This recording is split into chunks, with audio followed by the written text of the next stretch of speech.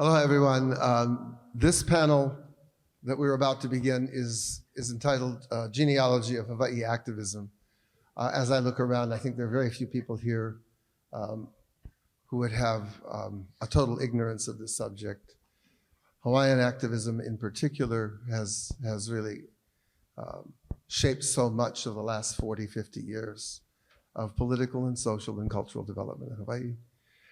We have a wonderful mix of people here, I think, including the governor that some of us fought back in the 1970s, an activist who really helped found the Puerto Rico and many other things beside. I don't have yours in front of me because I think you never responded that you were coming, Walter. But I'll make something up. So let me just introduce the members of the panel. We are going to try to actually ask them to, hold their remarks down to about 10 or 12 minutes so that we can have more of a conversation. And if they don't, they don't. But because I'm not going to interrupt anyone. But I do want to just basically say this should be a short introductions, and then let's really get into this, because many of us here are people who have been part of the tremendous social and political changes that we have seen. All right, so I'm going to begin by just introducing Walter. Walter's a graduate of Kamehameha Schools. He is a Molokai native who was drawn into Hawaiian land struggles in the 1970s, 60s and 70s as a member of Hui Alaloa, and then one of the founders of the Protect Ohana. His story is actually present. There's been publications of his story along with others like Emmett and George Helm and others. But he's also led really, really important struggles against things like, this is why it would be helpful if I had something to read here, because I forget terms. Things like and I can't even remember simple verbs anymore. Taro, and right. I mean, and the scientific oppression of our ancestor, the making of new taros and making them the property of the individuals who did them. This sort of thing is what endears Walter to us to this day. A strong advocate, a fearless person, and very creative in the way that you have opposed the machine. John Waiheʻe is governor of Hawaii, and he was governor of Hawaii from 1987 until 1993. He is informally an oral historian of the Native Hawaiian movement, originally an activist and community planner, graduate of Richardson, one of the first graduates in Richardson. Then a labor lawyer, he became the majority leader of the 1978 Hawaii Constitutional Convention, a singularly important political development in Hawaii in the 1970s, which institutionalized important indigenous rights and staked out a progressive vision for Hawaii that since has defined the grounds of public contestation. Andre Perez is an organizer, activist, and cultural practitioner from Koloa, Kauai. Andre is co-founder of Hanekehau Learning Farm and Hawaii Unity and Liberation Institute, Huli. Huli provides community training in nonviolent direct action, action art and media, and action organizing. Andre is the founder of Hui Kalai Ki'io Kupa'aike'e, a wood carving practitioner apprenticeship, and he is one of the organizers of the Pu'uhonua o Pu'uhuluhulu, the Mauna Kea occupation, in 2019. It was both. It was both. And finally, it's my pleasure to introduce ʻIhilani Lasconia. She is a Kamakawiwoʻole student, artist, and organizer from Waimanalo, Oahu. As an activist and transnational feminist, ʻIhilani is a member of Affirm Hawaiʻi, a wahine-led organization centered on ending patriarchal violence through decolonization and anti-imperialism. She's currently a doctoral student at the University of Hawaii at Manoa, studying the occupation of Hawaii and Palestine as both settler colonial projects backed by US imperialism. As an artist, ʻIhilani's work is rooted in the geopolitical landscape of Hawaii and their experience being queer and native in the 21st century. I give you this panel, and we'll begin with Governor Waiheʻe, and then we'll go to Walter. Thank you.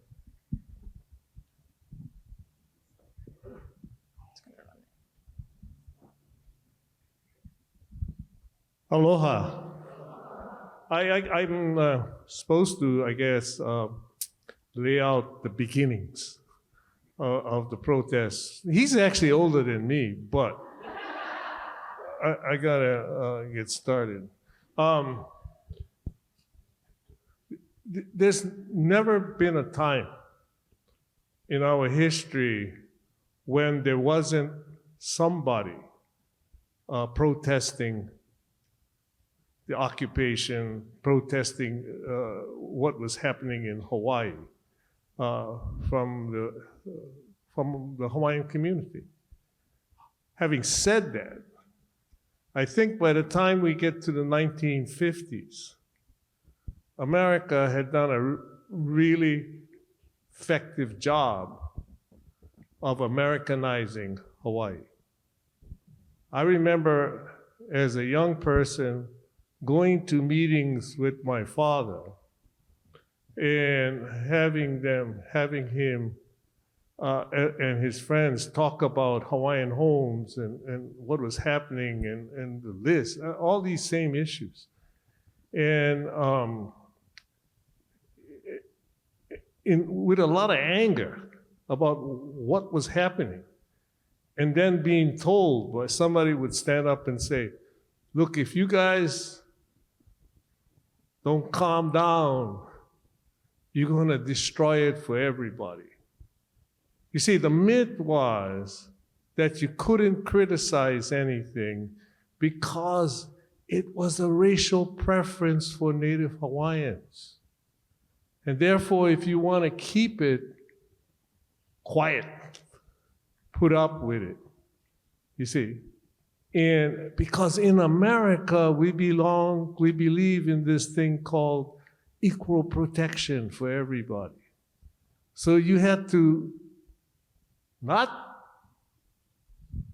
make any noise. And that, coupled with the natural Hawaiian cultural ability to believe that, all people are equal, was effective. To the point that in 1968, this guy Jim Bacon stands up in the convention of that time and says, I'm offering an amendment says something like, we should take care of Native Hawaiians in Hawaii. And he got laughed down. Insisted on their voting, so it was like 80% against. Now, couple that with 1978, when you pass a whole series of amendments to the state constitution. What happened in the middle? What happened in the middle? And how did that occur? How did we start to become or do what we're doing today? And right about 1970, a lot of things happened in Hawaii. First of all, at the University of Hawaii, and this is pretty well documented stuff. University of Hawaii, young people took up the thing and says, we're not going to put up with it anymore. We're going to do something about Vietnam. Why are we going around killing Asians and firing professors who happen to agree with us? So they stopped the university. Why do we let developers kick out farmers from Kalama Valley and with no place to go? The developers happen to be Bishop Estate. Kamehameha schools. So it was against you had these land movements starting up. You started out with Chinatown. You had these people doing it. But it was, in a sense, kind of a exclusive movement in that it was coming from here. You really didn't reach the grassroots. What changed? What changed? One thing that changed is that people started to change their perspective of keeping quiet.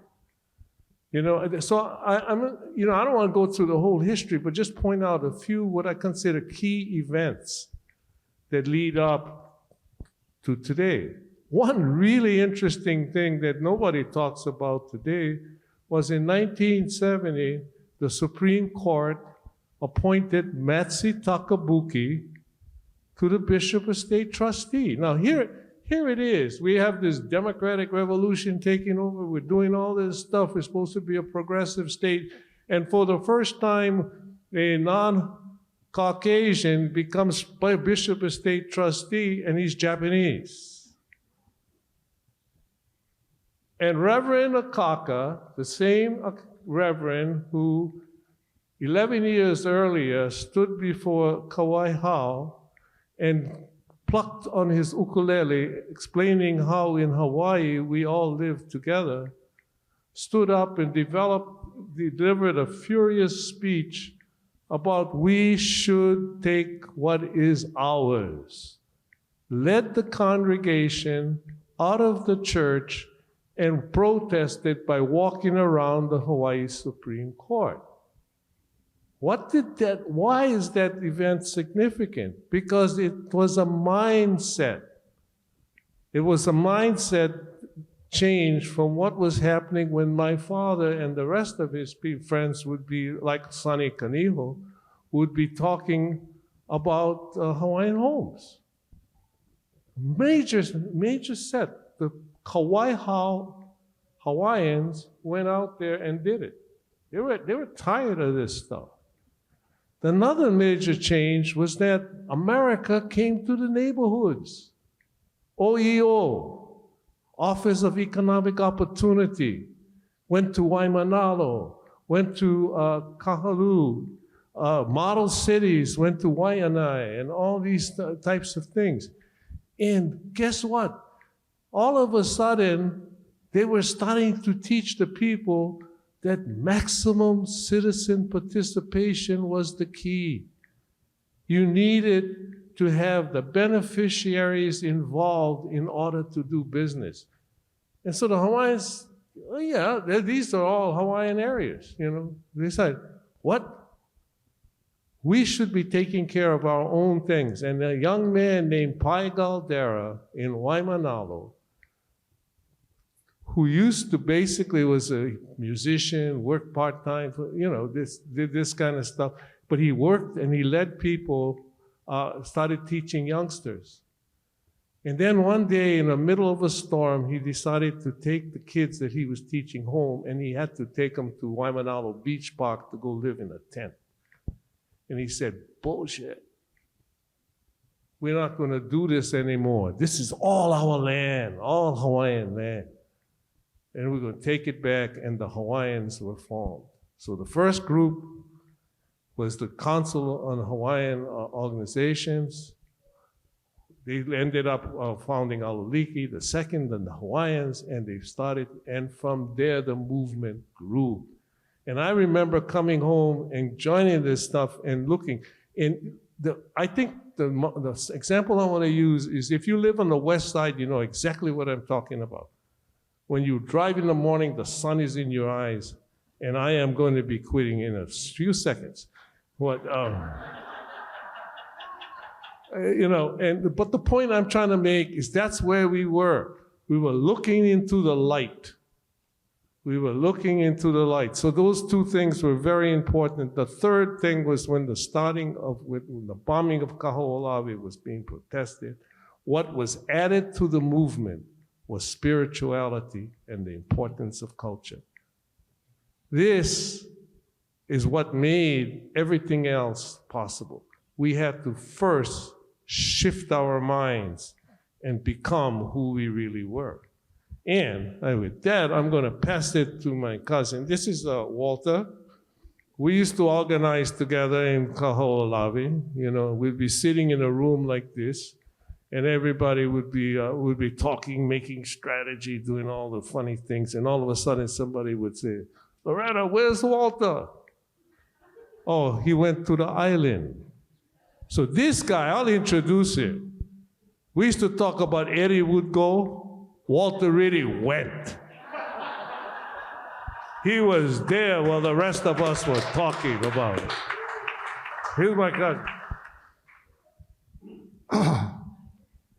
Somebody sent me some information that I was supposed to be on a group, and it wasn't this group.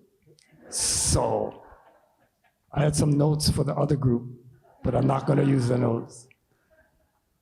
Tom Kaufman, I'm going to have to blame him for grabbing me and saying, "You got to be on that table." So here I am, and the first thing that comes to mind is that I am a product of an island called Molokai.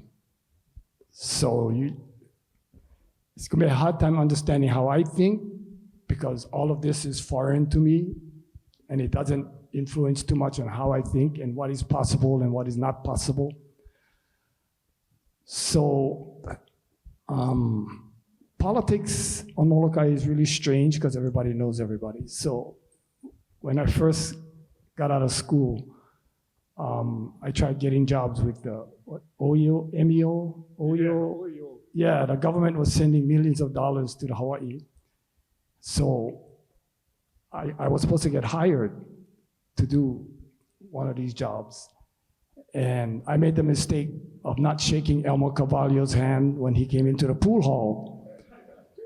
And I got ostracized. So I couldn't get the job. At first they said I had the job, and then Elmo Cavallo said, "No, you don't have the job." So I didn't have a job. So I was married now when I was raising my children. And the only way I could survive was to go out and hunt. So I became a day and night hunter. And that's when I met this guy. He was in a courtroom. He wasn't hunting, he was trying to figure out how to keep me out of jail. So that put a lot of pressure on how I thought. So after a couple bouts in the courtroom, I met some other lawyers, young lawyers, that today became judges and all high maka guys. But back then they were young and they wanted to help the young guys. So they started talking to us about rights. And rights, what rights? Oh, there's rights in the land. So that started us on a whole different mindset that, oh, we're not the crooks. The guys arresting us are the crooks. So how do you resolve that thing? And I got into big trouble with Molokai Ranch. And when you get in trouble with Molokai Ranch, you're in big trouble because they run the whole island.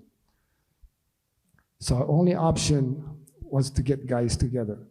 So all the guys that were getting arrested were the first guys that came in. And then the lawyers said, you have rights. But nobody understood those rights. So we started going to Queen ʻIhilani Children's Center.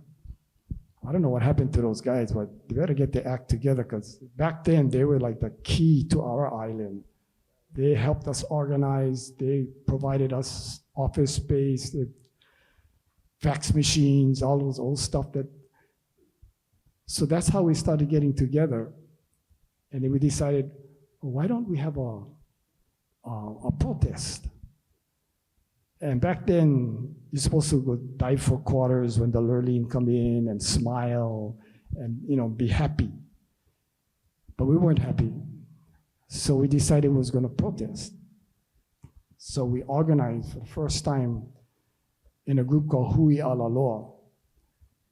And we got like a couple hundred people on Molokai involved in protesting Molokai Ranch, who refused to give us access for the deer.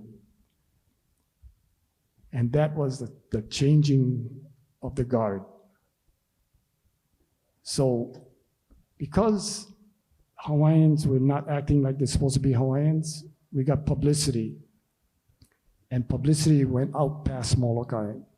So I got a phone call from Charlie Maxwell saying we're gonna go to Kahoʻolawe. I wasn't interested in going to Kahoʻolawe. I didn't even know what the place looked like. So I said, I don't know, we're busy over here. I said, well, why come you calling me? What? He said, oh, we need a hunter. Oh, okay, now I'm interested in what, because somebody was supposed to help kill the goats and feed everybody that was gonna be on the island and all that kind of stuff. So I had a purpose, and that purpose was to help feed. So I went. And lo and behold, that whole idea of Kahoʻolawe, in my mind, it was just to be a hunter. By the time I left that island was calling me and saying, I'm going to die. I'm going to die. And it just blew me away when I saw what the military was doing. At first, I was just angry because they were killing my library. Nothing was written about us, but all of the sites were there. And that was like, that's how we're going to learn about our ancestors. And they were blowing them up. Oh. But the idea of them blowing it up to the point where they're not only killing my history, but they're killing an entire island. And that was it. So that's what had been motivating me all of these years. Because there's many ways to kill an island. One way is to bomb the shit out of it. And the other way is the way that we're killing Oahu, Maui, and the rest of the islands. It's called cancer. So I'll leave it at that because I got the notes that came over here and said, stop already.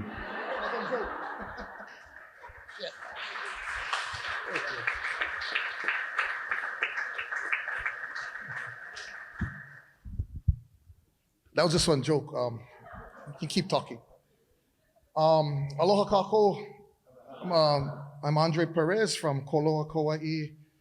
And Tom told me he wanted me to talk about some of my perspectives on sort of my praxis reflection on the movement and what we've learned from 50, 60 years of resistance, struggle and resistance. I used to have a PowerPoint that I used to talk about that, but I got my laptop stolen and I lost it. So I'm talking, I didn't do a whole lot of research or planning. I just got in from Vermont last night, but I'm gonna talk fast because I got a lot of things that I wanna share and I'm kind of just working off of fast kind notes. But I wanna acknowledge that, it's important to know your roots and your history and whose shoulders you stand on. And so I'm acknowledging Governor Waiheʻe, Uncle Walter, and the generation before them, which I kind of see as the first generation of conscious kind of movement, yeah? So I would kind of see myself maybe as third generation. And, I'm just gonna take an approach where I just kind of tell the human story. First off, my organization is HULI, Hawaii Unity and Liberation Institute, and I want to acknowledge that Uncle Walter is a co-founder of HULI, and Nalani Balutsky, a co-founder of HULI. They helped us, bring it together and get it off the ground. And the idea was to create training, because I know that in organizing, you constantly train. You're training as the political situation is changing. You're adapting. And so, starting with, my perspective, looking back, praxis reflection at the past 50 years of movement, maybe 60 years of Hawaiian movement, resistance, struggle, there's a lot of stereotypes, a lot of stigmas against activism. In fact, I was a grad student here, master's student here, and sometimes it wasn't a good experience for me. Because as an activist that has liberation politics, you get marginalized, People aren't ready. They cannot swallow what the meat that you're giving them. Oftentimes, not always, but I just remember in grad school, oftentimes there was I was at odds with maybe the class. They didn't like my politics. They didn't like my critique of Christianity and the hegemony, the ideological hegemony that keeps us under control, or my liberation, independence, politics. So those stigmas and stereotypes I know are real. I know what it's like to be marginalized, to have Office of Hawaiian Affairs say, oh, we don't want to touch those guys. We were, kind of blacklisted in a sense. And me and my good friend Kapono Souza were in Mississippi teaching makahiki ceremonies to inmates on our own dime, using Kapono's EBT for buy food for the inmates so we can get aha'aina or pa'ina, buying pork butts for the inmates. So those stigmas and stereotypes, judgments, and discomforts can really play out in ways that are harmful to activists. And so part of my work has been to dispel and demystify activism. And so in doing so, this is the story that I'm telling. When we look back, when we reflect on the movement, is there a way to turn the volume down? I'm getting a little bit feedback over here on the mic. But when we look back at the Hawaiian movement, I have a little list here. I can see that our biggest, most progressive successes really came through activism. It didn't come from friendly politicians. It didn't come from legislation. Some of it instigated legislation, but it didn't start with legislation. It didn't come from UN interventions. It came from grassroots efforts, challenging the system. And I'm just going to go through a quick timeline. It's not the entire timeline, but these are the big successes that I see in the Hawaiian movement. Starting, early on, Kaho'olawe, where we have grassroots activists like Walter and George Helm, Emmett Aluli, Daviana McGregor, many people from all the islands are challenging the US Navy, the federal government, on bombing our sacred island and engaging in direct action, occupations, occupying the island, putting their bodies on the land to stop the bombing, risking their lives. And then over a 25-year struggle, Kaho'olawe is now set aside, codified in Chapter 6K-9 HRS to be held in trust for a future, until such a time that a future Hawaiian governing entity is created. That's progress. You went from bombing to every day, and I worked on that island for 7 years as a caretaker, and during my time we were doing reforestation and we planted 100,000 native plants and trees. But I know, because I worked there, that day-to-day decisions of Kaho'olawe is made by Hawaiians. Looking forward, 1977, Waiheʻe, Waikane, there was evictions, there was water issues, and there was a development that was planned, and there was a blockade. The community shut down the road to stop that development. And today, Waiheʻe, Waikane doesn't have these big apartments and condominiums that were planned. And that was direct action. That was grassroots organizing and taking action. And there's many more going down. There's a long list. I'm not going to talk about all of them. But Waukeleo-Puna, late 1980s, early 1990s, resulting in one of the largest arrest of Hawaiians. I think it was 141 Hawaiians arrested on a single day. And a long struggle, Pele Defense Fund, led by Palikapu Deadman with support from PKO, they stopped this geothermal development. And now today, as Kaleko says, we know what one does. He quotes Foucault, but we don't know what one does. The domino effect, the ripple, how far it's going to travel, the consciousness raising, and how that impacts the hegemony. But today, Waiheʻe, Waikane is still a rural farming community. It's through direct action.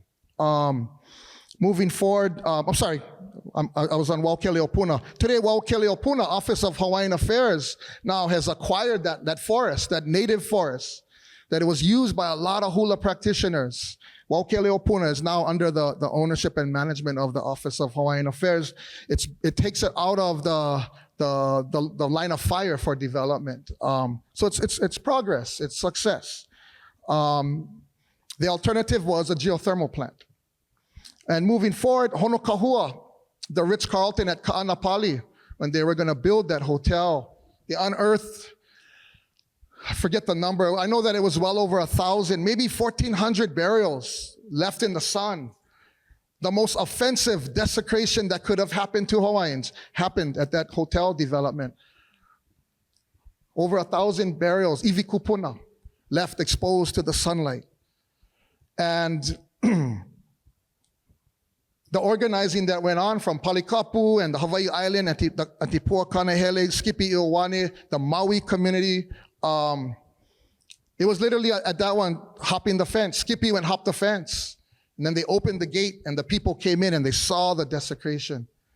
And that struggle resulted in what now today, burial councils and burial laws. We have burial councils on every island, burial laws. But it started with grassroots hopping the fence, grassroots resistance, struggle, courage. Moving forward, Waukele Opuna, slightly before that, there was, or maybe simultaneous, there was the nation of Hawaii today, back then, the Makapu'u occupation with Bumpy Kanehele. Basically, homeless people occupying land. And it resulted in them having their pu'uhonua, a place for them to build a village and have homes and to organize. And it was really their assertion that was the catalyst, and their resistance and their commitment and courage. And I'm always feel grateful to the nation of Hawaii and Bumpy folks, because they were the experiment that the police learned how to arrest Hawaiians. They had it rougher than how we get it nowadays with the way they arrest. As we go through, Honokahua, I'm just gonna move up, the super ferry, Kauai community organized, and the greater community. There was a water blockade with surfers and paddlers, and long struggle, but the super ferry was stopped. Imagine if we had that super ferry moving cars around with Koki frog, coconut rhinoceros beetle, the Lauhala thrip. We would be in much worse, our biosecurity would be disastrous right now. And of course, 2015, 2019, Mauna Kea.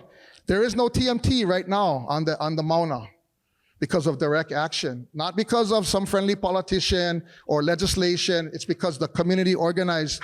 We built power. We occupied. We stopped it. And here we are, 2024. There's another struggle. Red Hill, water contamination, military fuel leaking into our water table. And we took direct action. We built a koa right in front of Pacific Fleet Command. We built a shrine to do ceremony at the front gate where all the admirals and high-ranking officers live, all the commanders. And they forced them to talk to us. When we built the koa, within 3 hours, Admiral Paparo of Pacific Fleet Command was calling, wanting to engage with us. And we engaged. We always engage. And we stick to our principles. And it was a long shot. We thought it was going to be a really long struggle to shut down the facility. But we argued and argued, and we analyzed their values, and we learned that the admiral's, he's a devout Catholic, and he has 5 young children that live with him, and we used those as part of our dialogue with him. And then they called us from the Pentagon to tell us that the decision was made to shut down the facility. We still have a long road to go. Make no mistake about it. We're not naive. But the facility is shutting down, and that's progress. Yeah.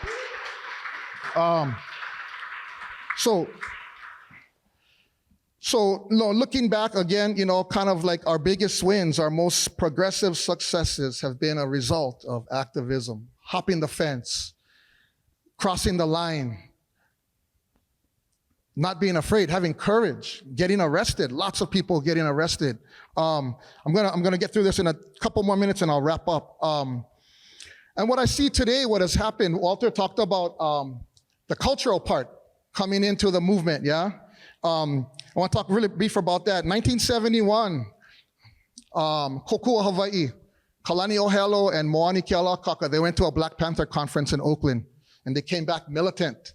And everyone's seen the photo with the beret in front of the beret and the Ray-Ban glasses, that kind of real militant approach. But that didn't last long. You notice you only see maybe 1 or 2 photos of that. And then after that came the PKO guys in the makini, in the gourd mask, yeah? So our cultural identity within the movement and within our politics will always transcend But that cultural coming into the movement was important for PKO, for everybody, for the makahiki ceremonies that were revitalized in 1978, the building of hale to anchor that to the aina.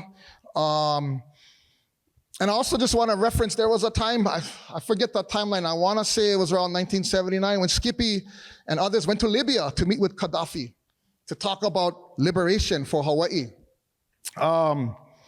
And so to me, the message, the learning, what I'm learning is take action. Nobody, if we don't have a seat at the table, we build our own table. We did that, na Mauna Kea. Some of the politicians were calling Royal Order of Kamehameha at Pu'uhonua, Pu'uhuluhulu, and they were mad at me. And they were saying, oh, Andre's off the table. We're not talking to him. And I said, tell them that I said that we are the table. Yeah? They off the table. And so, take action, organize, build your own table, build power. Yep.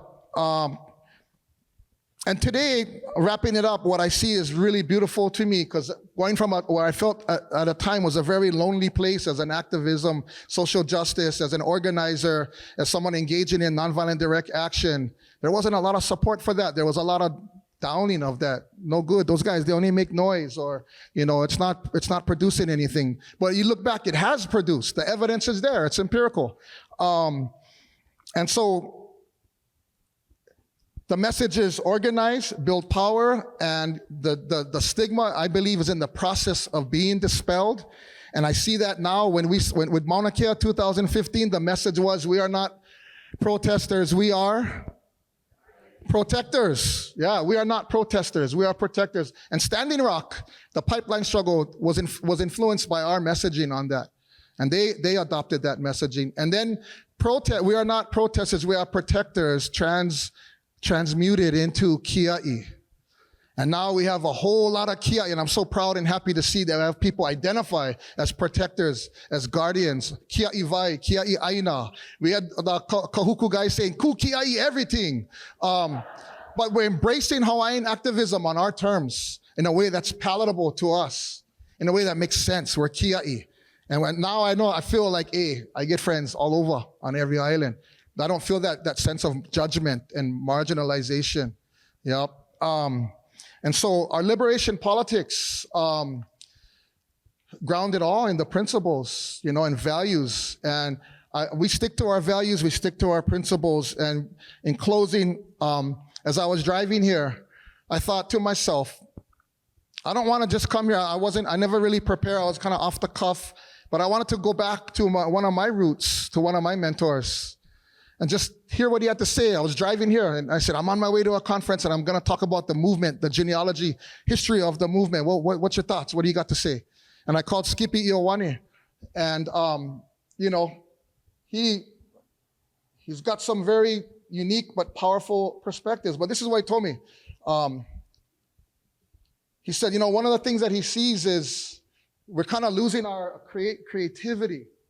Yeah, he said, his generation, they were the druggies, the homeless, the drunks, and they used to call themselves the welfare brigade, but they would fight. They eat dirt, and using his quote from one of his songs, they got democracy, we got survive. And he's saying the new generation, the movement is largely college kids. They never struggle like the old generation, but they don't have to. But his message was, remember the roots. Yeah. He said, righteousness and reality are two different things. The only thing they have in common is the letter R. But reality, climate change, homelessness, poverty, drugs, that's the reality for a lot of our people, a lot of our Hawaiians. I live right in the midst of it, on the bike path, Pearl Harbor, Waialva, Makai. And there is a reality that nobody here sees that often, And so that's where Skippy comes from, and that his demographic of the movement. But they were fighters, and they never give up, and they lived the movement. They lived it. It wasn't just theory. They were surviving. And I'll close it out with a quote, since we're in a Hawaiian Studies University. This quote resonates with me from a Black woman educator and a children's rights activist, Marian Wright Edelman. She says, "Remember your roots and the forebearers' shoulders on who you stand on. Young people who don't know where they come from and the struggle to get them where they are now won't know what to do for anyone besides themselves if and when they finally get somewhere." Mahalo.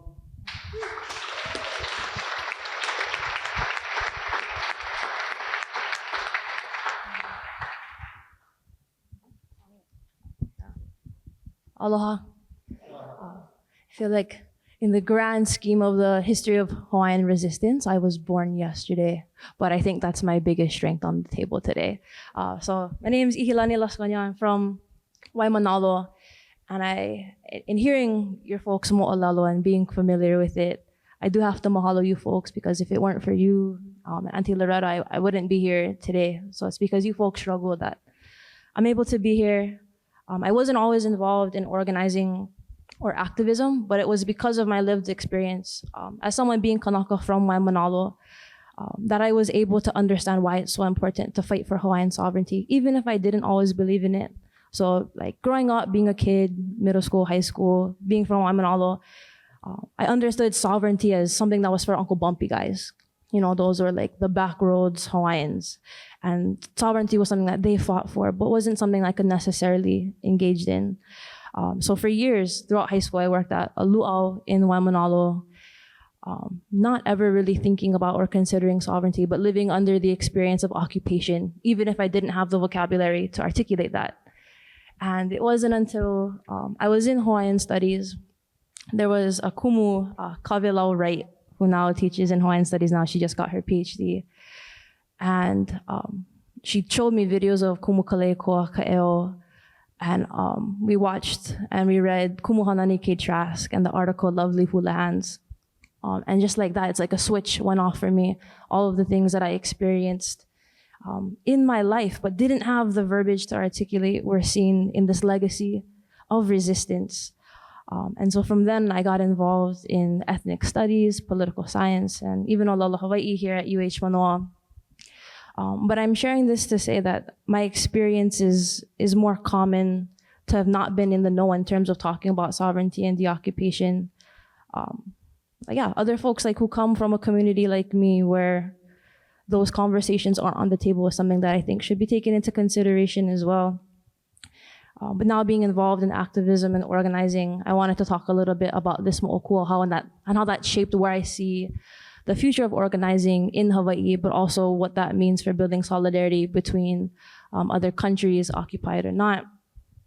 And so my introduction to organizing was with an org called Keikahau, and that started in 2017. Keikahau was an organization with students, faculty, and staff, but primarily students, centered on educating folks on why people should protect Mauna Kea. It was from then that I got involved being on the Mauna, and I did get yelled at by Uncle Andre a couple times because we weren't moving fast enough. So I appreciate you for that. So the hard rubs in activism and organizing. And then translating that into some of the organizing work I've done with MMIWG, Missing and Murdered Indigenous Women and Peoples in Hawaii, and then connecting that experience also with SFJP at UH, Students and Faculty for Justice in Palestine at the University of Hawaii. And I would be remiss to say that on my journey of learning about what it means to fight for a deoccupied and free Hawaii, that the kumu that I had, Noilani Goodyear Ka'upua, Kawelau Ritte, Noinai Silva, Hioli Osorio, always talked about the occupation of Hawaii in conversation with the occupation of Palestine. And if we're going to fight for ourselves, that can't be at the expense of other peoples as well. And so I was super ono for activism. I was super ono for organizing, going from the luau to now being a college student in ethnic studies and getting really involved in activism. And it wasn't until I was about to graduate college in 2020, 2021, when I realized that my ono for activism and my ono for this intellect through the university was actually creating a chasm between myself and the community that I'm a part of. I was so ono to articulate things like sovereignty, deoccupation, classism. But when I articulated those things and tried to have conversations even in my home, folks weren't not necessarily ready for that, but not ono for that. So that was a huge humbling and wake-up call for me. And so as that translates into not just my academic work, but in my love for my Lāhui outside of Hawaiians at the University of Hawaii, being able to bring our ohana who aren't considered organizers or academics into this space is something that I think is going to be really beneficial and crucial to the liberation of Hawaii and other places. If we can't get regular, everyday Kanaka Maoli Filipinos talking about this kind of thing outside of the academy or outside of political organizing spaces, what good is this for? And that's what I hope to see with the future of organizing in Hawaii, primarily with demilitarization. And so when we think about demilitarization in Hawaii, solidarity has to be kept in mind. And it's because of organizers today that the Red Hill fuel tanks are largely being drained. But something that I've learned through Kim Kompak and the International Women's Network Against Militarism is that a lot of that jet fuel is being moved to Subic Bay in the Philippines. So what does that mean for us if our tanks are drained? What our siblings across the Pacific Ocean are bearing the brunt of our demilitarization? I'm not saying that the tank shouldn't be drained, but we need to think about the broader implications of US imperialism beyond ourselves. We could deoccupy ourselves today, but that harm of US imperialism wouldn't stop. So we need to think about that in tandem with other folks that we should be in solidarity with. And also thinking about the process of demilitarization, it's not just about the US military and their bases no longer having a presence physically in Hawaii, but to demilitarize in like my own opinion, demilitarization has to be also the process of ending heteropatriarchy. You can't separate the two. And a lot of the ways that we thought about and articulated demilitarization and sovereignty come up from a very state-centric and heteropatriarchal lens. And a lot of folks will, thank you, yeah. So a lot of folks will criticize feminism and will say, yes, like you're a feminist, rah, rah, rah, that's such a haole thing. And yes, like feminism is something that has been adopted in organizing in Hawaii and other occupied places. But we also have to understand that heteropatriarchy is something that's haole as well. So why shouldn't we use these adopted tactics to attack something that is also foreign to us? You know, demilitarization isn't just a political or physical process. It's a social, political, economic, but also a spiritual one as well, which brings me to my next point of thinking about and theorizing demilitarization and organizing. And I talked about my ohana and the community that I come from and how they're kind of turned off to organizing in a way. And I think it's largely because the ono of organizing that exists isn't something that folks, like local people, everyday people in Hawaii, are necessarily familiar with. And I don't have the answer to that, but I think we need to start thinking about how do we bring those people into our community? Because as much as I love being at the University of Hawaii, as much as I love being involved in political organizations, if I can't convince my own siblings or my cousins that this is something that's worth fighting for, that's outside of their own community, how we conceptualize a deoccupied Hawaii will be incredibly far away. And so Uncle Andre talked about activists and in your generation and your time growing up, how it was considered to be not popular, experiencing backlash for that. And it's definitely because of now the activism and organizing spaces and the academic space that I'm a part of. But I'm seeing that because of liberalism, this idea of being an activist has largely been co-opted by the state in order to continue the normalcy of occupation. So we have companies like Pepsi, Coca-Cola, even the Hawaii Tourism Authority that's purporting this idea of kia'i or activists as something that's positive. But when you understand like the i'o of these systems, how liberalism has corrupted this idea of an activist to be something that's a part of the state, understanding now, like even as the university articulates it, that activists and organizers are inherently a part of this entire state system instead of something that operates outside of it.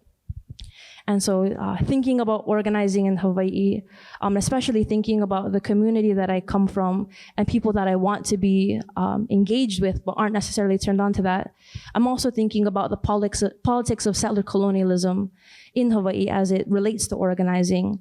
And this is just my own experience and what I've seen. But organizing in Hawaii, while there are really strong and awesome Kanaka and Kanaka orgs, oftentimes when it's issues that spring up, it's settler dominated and not necessarily settler-centric, but thinking about how there's a huge privilege involved in organizing and activism, where settlers or transplants who just got here today get involved in movements, and thinking that getting involved in movements makes them a less worse settler or a better settler than somebody else.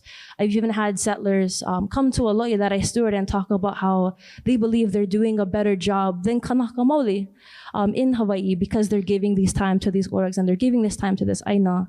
So also thinking about the intrinsic politics of privilege when it comes to activism and organizing, and how settler narratives have largely dominated certain movements in Hawaii, and that's something that we need to take into serious consideration.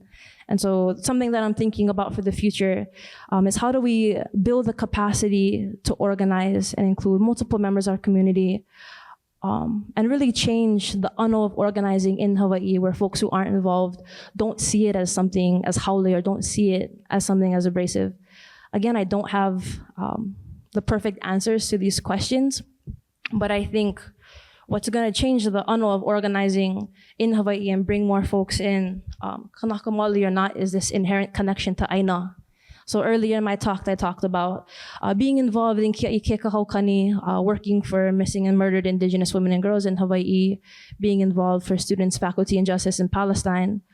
But it really didn't click for me just how important it is to fight for the occupied Hawaii until I got involved in aina work. So for the past 4 years now, I've been a steward at Kakoʻoiwi. I have an ohana lo'i there in He'eia. And once you're able to steward aina and have that intimate connection, once you're able to feel what you're fighting for, then it becomes not necessarily all the more serious. But once you feel aina, once you have level between your toes, once you know the mo'oku auhau of not just yourself, but the aina that you come from, it becomes tangible, it becomes an ancestor. And this ohana lo'i program that I have, and something that I'm most excited to talk to you folks about today, because aina is going to give us the answers to the occupied Hawaii, is that within this ohana lo'i program at Kāko'o, we have a bunch of different ohana who have different kuleana to our Lāhui. So next to us, we have the Saiduduas, and they're incredible language people. They work for a Waiheʻe clinic, so that ohana has been taking care of that lo'i for some time. We have Pekuna Hong, who is an incredible printmaker and artist. We have the Kealohas, who are hula people. We have Puwamai'a, and then we have Affirm, which is a transnational feminist org. And so understanding that function of that lo'i, where every single person has a different kuleana or ono to serve the Lāhui, but ultimately that connection comes back to aina, taught me the most about what it means to fight for the occupied Hawaii, because we can articulate and we can theorize what it means to be free, but I feel the most free when I'm growing food and making water free with the ohana that I'm surrounded by. And I know that I'm speaking from a huge place of privilege, having access to growing kalo, but I think we as organizers and political leaders have to think about how we can get people on aina just as much as we're thinking about how to get folks to turn out at protests and rallies, because ultimately both are incredibly important. Something else that I also wanted to talk about, which I think is more of an issue for my generation, wrap it up. Okay, is thinking about, hey, I got it too. I thought I wasn't. The last thing I'll talk about, and it's a mana'o that I learned from my kumu noilani Goodyear Ka'upua, is understanding and envisioning a deoccupied or a sovereign or a free Hawaii. And the image and the metaphor that she gave me was this idea of being hapai or carrying a child. And so we might not necessarily know what a deoccupied or a free Hawaii looks like. Just like the way we might not necessarily know what a child looks like until they're born. But if we know who we're creating this deoccupied Hawaii or future with, whether it be organizers, aina stewards, the things that we want in our free Hawaii, whether it be access to healthcare, free education, a space where queer and mahu people are able to exist, then we'll know what will what will be created and bring forth into that future. So mahalo to you folks for creating the ability for me to be here today. And yeah, those are my closing thoughts. Mahalo.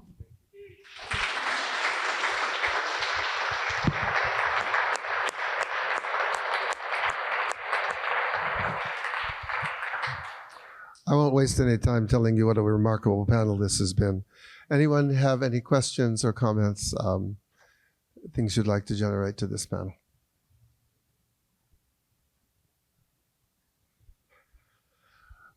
Yes, quick, short.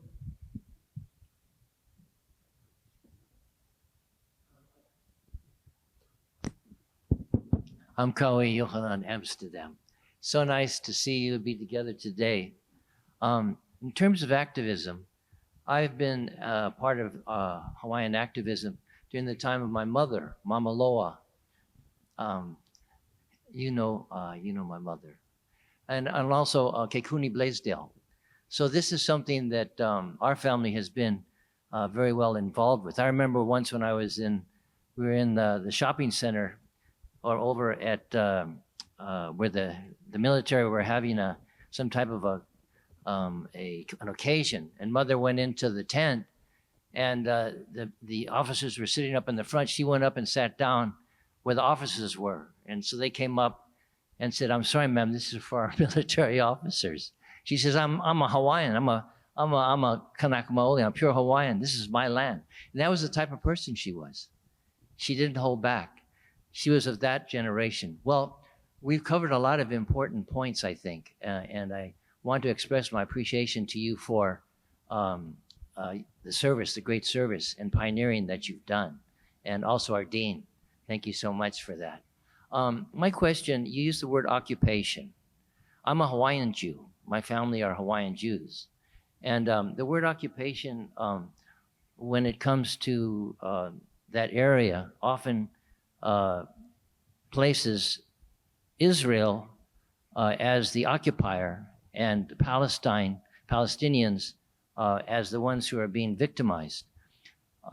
But it's also, it's necessary to know those factors, but it's also sufficient to know that ever since Israel was recognized as a nation, Israel expressed to the Palestinians that they could have their own state.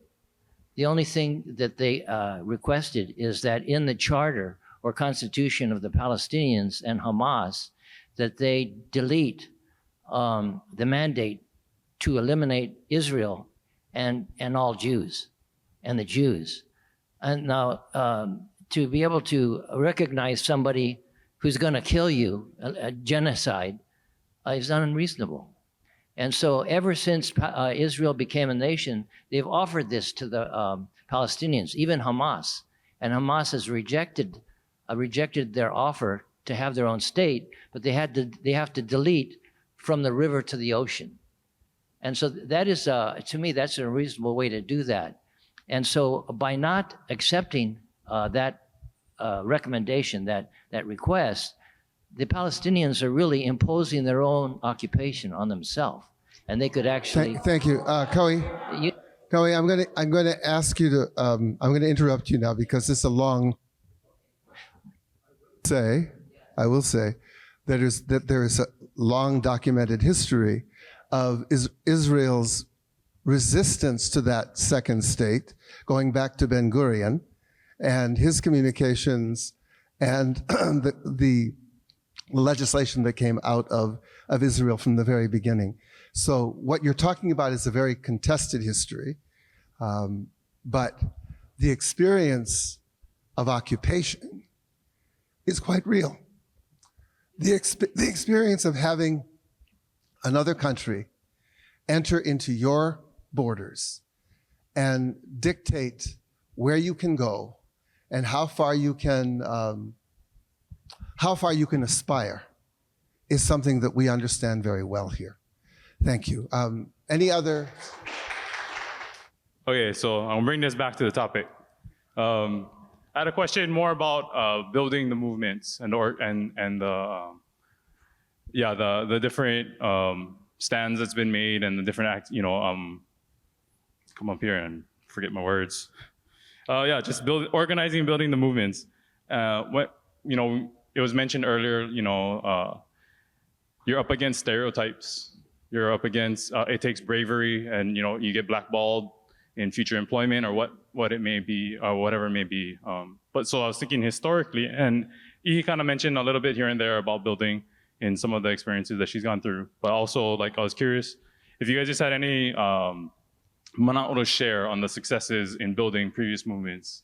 It sounded like Walter just went, but like for gathering the community, bringing the community together to stand with you folks in these movements. If you guys had any feedback to share on that.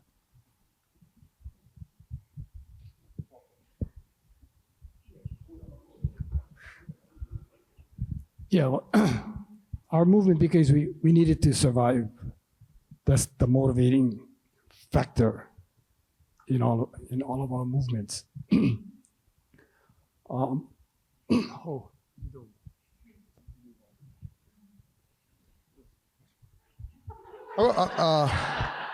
respond to that. So building movements. What you know, we didn't touch upon that, but all of these efforts are building movements. And there's little lessons in there. So one of the things that I see as a third generation movement guy, when we have praxis reflection, looking back at Walter's time, PKO, one of the things that they did, one of the most important lessons that they did that I learned from that time was that they had kupuna involved and kupuna leading. Auntie Emma DeFries, Sam Lono, Harriet Ney, Auntie Mary Lee, I can't even name all of them. I didn't even know some of them. But there was kupuna. And where did we see that happen again? Mauna Kea. We cultivated the kupuna to take the lead to the point where the kupuna, well, we didn't really cultivate them. I take that back. We supported them. The kupuna set up a blockade. Okay, I'm going to tell you one short story. On the day of the lockdown, on the cattle guard, it was 4:30 in the morning. We were out there, flashlights. It was intense. And then I seen lights down the road towards the highway. And I was like, hey, what's going on down there? And somebody told me, oh, the kupuna setting up on blockade. And at first I was like, what? They blockading our blockade. What are they doing? So I got to go check this out. So I went down there to go check it out. And within 10 seconds, I knew something powerful was happening. Because I seen kupuna, many right here, sitting across the road at 4:30 in the morning on Mauna Kea, freezing cold with their sleeping bags and their beanies, and they were lined up in a row of folding chairs. And I asked them, what you guys doing? And they said, Auntie Maxine said, we shall not be moved. And I broke out my phone and I started to do like little interviews right there, like talking to them. Because I realized something powerful was happening. I'm reflecting back on Kaho'olawe. When the kupuna take the lead, that dispels a lot. So that kupuna, the sun came up, the lockdown was pow, and then it got hot. And then we put a couple of pop-ups over the kupuna, and then those pop-ups turned to an easy corner, and then 2, 3, 4, 5, 6 easy corner tents. And then the kupuna camp was the blockade going across the road. And the footprint of their camp was bigger than this room. And so, building movements, to bring it back, is learning that, there's strategies and tactics, but having the kupuna at the forefront, leading us, advising us, placing value on their wisdom and experience is important. And then the second part to building movements to me is training. So what my org has done, Huli, towards building the movement is we brought nonviolent direct action curriculum to Hawaii, and we've launched our first 6-day action camp, and we're planning to have nonviolent direct action camps every other year. And in the meantime, this December, we're launching our first Hawaiian curriculum organizers training. We're collaborating with a Native org called Native Organizers Alliance. And we've gone through their training. We're trainers in their network. We're bringing them to Hawaii. They're going to help us implement our own Hawaiian curriculum to train Hawaiian action organizers. So training is a big part of it. Thank you so much. It's a really good answer to that question. Any others? I know that we're going into the next. So what's the verdict here? I think what Craig is saying is he would like to bring this panel to an end. So let me just be really clear. Our panelists are going to be around. Please feel free to come up and talk to them. We have some time before the next panel. I'll just say these final words. I thought that the most amazing thing about this panel is the way we went through this genealogy. And you heard the history of this tremendous movement here, but the personal reflections that each of them brought to this, how it affected them, how it made them into different people, how you go from being the hunter to being the person who actually feels the pain of Kanaloa, how you go from not really thinking about sovereignty because your community doesn't, to now worrying about how do you bring your community into this. These are the stories that really matter to us. So that's what you should be focusing on, not, not the comparisons between us and other people and whether we have our histories aligned. I'm telling you, this is a personal struggle for Hawaiians to bring us back together and to have America leave.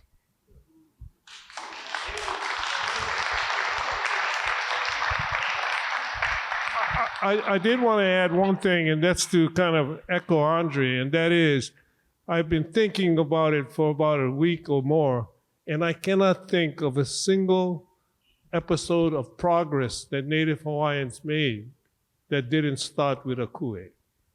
That's all. Everything came from protests. Everything, all progress that we have made.